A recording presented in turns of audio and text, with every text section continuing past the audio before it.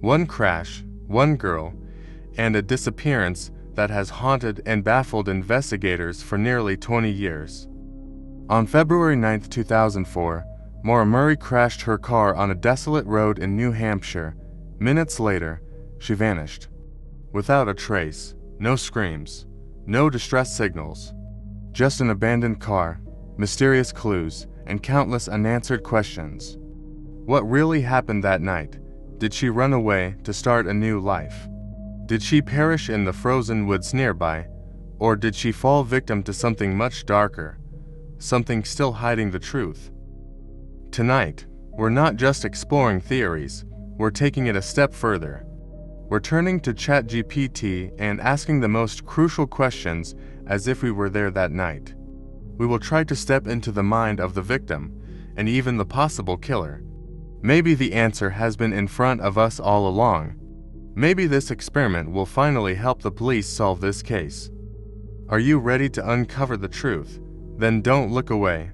We begin now. Tell us briefly and in detail about the Maura Murray case, the main details, and guesses answer. The Maura Murray case is one of the most puzzling unsolved disappearances in American history. On February 9, 2004, the 21-year-old nursing student from the University of Massachusetts Amherst vanished after a car crash on Route 112 in Haverhill, New Hampshire. Her case has sparked numerous theories, but no conclusive answers. Main details of the case. Strange behavior before disappearance. Days before she went missing, Maura's behavior changed. She lied to her professors, saying there was a death in the family, and emailed them that she'd be absent for a week. No family death had actually occurred. She withdrew almost all her money from her bank account and bought alcohol. On the day of her disappearance, she emailed her boyfriend, saying, "I love you more than ever. I got your messages, but I honestly don't feel like talking to anyone. I promise I'll call today though." The car crash and witness accounts. Around 7:27 p.m., a local woman, Faith Westman, reported seeing Maura's black Saturn crashed into a snowbank on Route 112. A school bus driver, Butch Atwood, stopped to ask if she needed help, but she refused, saying she had called AA, which was later proven false. Atwood drove home and called the police at 7:43 p.m. When officers arrived minutes later, Maura was gone. Mysterious clues and lack of evidence. There were no footprints leading into the woods, no signs of a struggle. Her belongings were found in the car: a box of wine, a Coke bottle with alcohol, a textbook, and her ATM card. The car's airbags had deployed, and there was evidence of alcohol consumption, but no blood or indication of severe injury. Theories about her disappearance. First, she ran away to start a new life. Some believe she planned her disappearance, citing her withdrawal of cash, her email to professors, and the packed bags in her car. However, no confirmed sightings or financial activity have surfaced since that night. Second, she died in the woods nearby. Some speculate that she wandered into the forest, confused or injured, and succumbed to the freezing temperatures. Extensive searches have found no remains or evidence supporting this. Third, she was picked up by a stranger. Given the short time window, police arrived minutes after her last sighting. Some think she was picked up by someone who later harmed her. However, there are no eyewitnesses or suspects linked to such a theory. Fourth, she was a victim of a local killer. Some believe a local predator may have abducted her, as similar disappearances have occurred in the region. No confirmed suspects have ever been arrested. Fifth, accident cover-up or police involvement.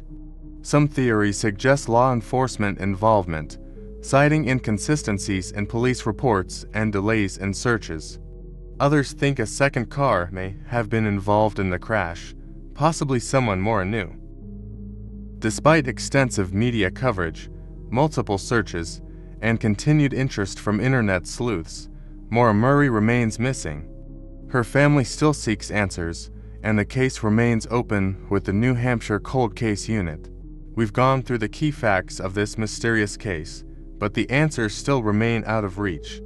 There are countless theories, but what if we look at this story from a different perspective?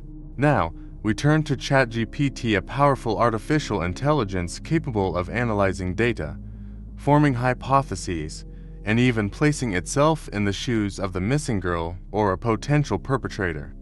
Perhaps, right now, we'll uncover something that no one has noticed before. It's time to ask, what really happened to Maura Murray? Imagine you are Maura Murray. According to the theory, she ran away to start a new life. Tell me why you decided to start a new life. Where did you go? Everything in detail. Maybe your answers will help the police solve this disappearance. If I were to step into the shoes of Maura Murray under the theory that I ran away to start a new life, I would explain it this way. It's hard to even begin to put into words the reasons that led to my decision. My life at the time was so full of confusion, pressure, and a sense of being utterly overwhelmed by everything.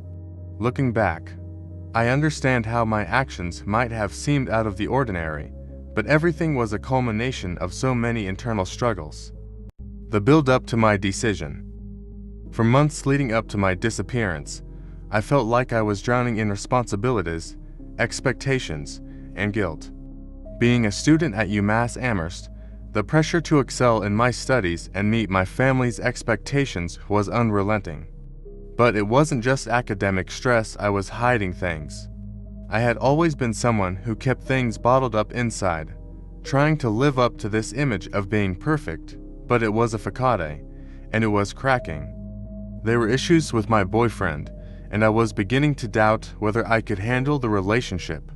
My personal life felt like it was in turmoil, and I didn't know how to make sense of it.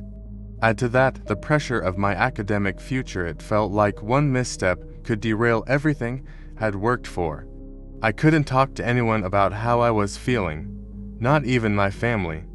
The idea of burdening them with my emotional turmoil seemed unbearable. I had always been the good daughter, the good student, and the good girlfriend, but none of those labels felt true to who I was becoming. So, in that moment of total emotional collapse, I decided to just leave it all behind. The decision to leave. I knew that I couldn't keep going like this. I was in a place where everything felt suffocating: school, family, even the expectations I had of myself. When I withdrew the money from the ATM, I didn't just take it for no reason. It was for a fresh start, a chance to escape everything and find a place where I could just breathe. When I left campus that afternoon, I wasn't just skipping out on class as it might have seemed. I was finally stepping away from a life that felt increasingly out of my control. The lie about a death in the family wasn't just a story. I needed an excuse, a reason that would allow me to break free without anyone immediately questioning it. It was my way of easing into the idea of disappearing, starting a life where I could truly be myself without all the pressure. The night I disappeared, the car accident was not an accident. It was deliberate.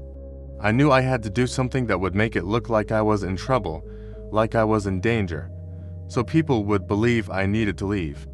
I crashed the car into the snowbank, knowing that a passerby would stop and get concerned. I had already planned the story of calling AA, and I knew I had enough time to walk away without drawing too much attention to myself. When Faith Westman and Butch Atwood saw me, I was calm but detached, not showing panic or urgency. I knew the best way to disappear was to act like I was okay. I didn't want to get caught or stop myself from following through with my decision. I told them I was fine and said I'd get help, anything to give them the impression that I was still in control of the situation. I walked away from the scene, into the woods nearby. The snow was heavy, but I knew the area well enough to find an escape route. I didn't want anyone following me, so I stayed hidden until the first signs of the search began. I wanted to be certain they wouldn't find me too quickly. Where I went. Once I was deep enough into the woods, I started walking towards a nearby road. I didn't have a clear destination in mind, but I had been thinking about where I could go for a while. I had always been fascinated with the mountain towns up north, places like Montpelier, Burlington, or even more secluded places in Maine. I didn't need much. I had enough cash, and I knew how to get by. I had often fantasized about leaving everything behind, so I decided to go somewhere remote where no one would think to look for me. The cold didn't bother me too much after all. I had experienced the harsh winters in New England my whole life. I kept walking, trusting that the world out there had opportunities I couldn't see before. It wasn't about running from my problems, it was about finding a new path, one where I could rediscover who I was without the weight of everyone's expectations hanging over me. Why I did it? I didn't want to disappear permanently, but I needed space from school, from the people who relied on me, from a future that felt like it wasn't mine. I wanted to start over in a place where I could breathe freely, where I could reimagine my life without the pressures that had led me to feel so trapped. I didn't know how to explain that to anyone, so I left quietly, hoping that in time, people would understand why I had to go. My decision wasn't made lightly, it was made in a moment of deep frustration and uncertainty. And maybe, just maybe, I'll find a way back, when I'm ready, when the world is different, and when I am, too.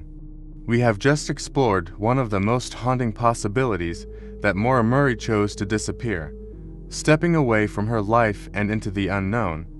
But what if the truth is far darker? What if Maura never had a choice? What if, on that cold February night, she crossed paths with someone who had been waiting for the perfect victim?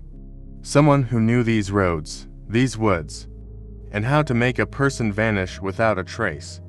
Now, let's step into the mind of a predator, a shadow lurking in the darkness, a hunter in his own territory. If Maura didn't leave on her own, then what really happened to her? Now imagine that you are a killer according to the theory she was a victim of a local killer.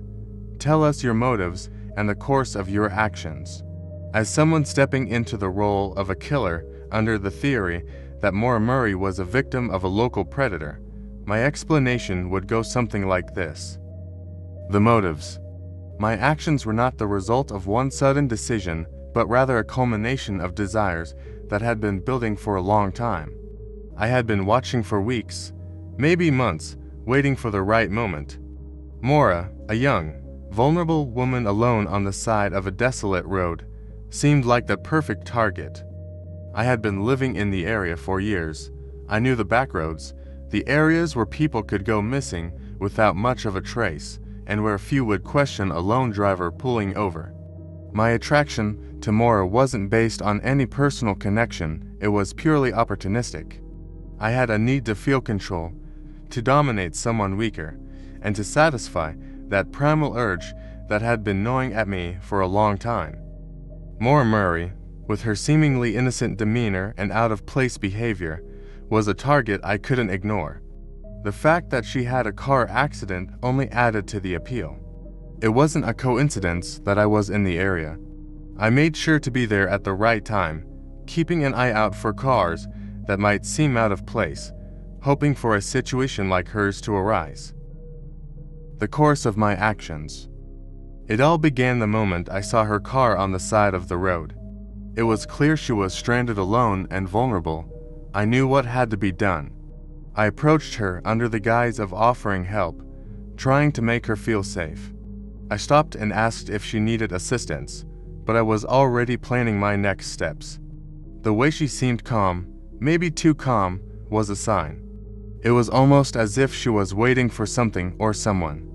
But she didn't know what she was really waiting for. When Maura said she had already called AA, I knew she was lying, but I let it slide. Her refusal of help didn't deter me. I could see her uncertainty in her eyes, a flicker of fear hidden behind a mask of politeness. I told myself I had to act quickly before she changed her mind or someone else came by. So, after my brief conversation, I left, but I was never far behind. The abduction. Once I knew she was alone, I followed her into the woods. I had a sense of where she might go. Her escape was likely towards the nearby trees, the woods that could conceal everything. My approach was deliberate. I wasn't in a hurry, but I knew I had to catch her before she found safety, before she had time to call anyone else or flag down a passerby. It didn't take long before I was close enough. She was walking aimlessly, maybe confused, maybe scared. She had nowhere to go. I made my move then, quickly and efficiently. I grabbed her, pulling her deeper into the woods. There was no struggle, not much resistance. She had already been disoriented by the crash, and now, her only chance was slipping away with every step I took. What happened next? Won't go into too much detail about what happened in those woods, what I did after I had her. But suffice it to say, I took my time, enjoying the control I had. She was afraid, but by then, it was too late for her to do anything about it. When it was over, I didn't leave anything to chance. I knew law enforcement would be searching nearby. I had watched Maura long enough to know how to cover her tracks. The police would be focused on the car, on the idea of a roadside accident gone wrong. But I had already disposed of evidence, left no sign of my presence. I knew the area well enough to leave no trace. Her body was hidden, concealed in a way that no one would find her for a long time. Her disappearance would seem like just another mystery, another missing person lost to the wilderness. And it worked. No one suspected the quiet man who lived in the town. Why I did it? My motivations weren't purely about anger or revenge. It was about power, control, and the rush of having someone completely at my mercy. Maura, like so many others before her, was just a means to satisfy my needs. She was in the wrong place at the wrong time, and I knew I could take advantage of her vulnerability. There was something about the way she seemed so isolated and alone that made her an ideal target. She was an easy prey in a world full of opportunities for someone like me. In the end, I wasn't just looking to kill her. I wanted to take away her life, her story, and leave her as a mystery. I wanted the world to wonder what happened to her, to never find the answers, and that's exactly what I achieved. In the end, the police may never solve her disappearance, and I'll remain just a shadow in the corner of the investigation. No one will ever know the true horror of what happened in those woods.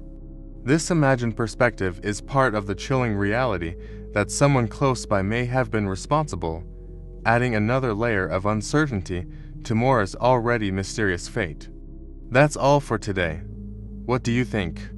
Could a local predator have been involved in Maura Murray's disappearance? Share your thoughts in the comments. I, Phantom Mitchell, tried to uncover this story from a different angle. If you enjoyed it, hit the like button, subscribe, and don't forget to ring the bell.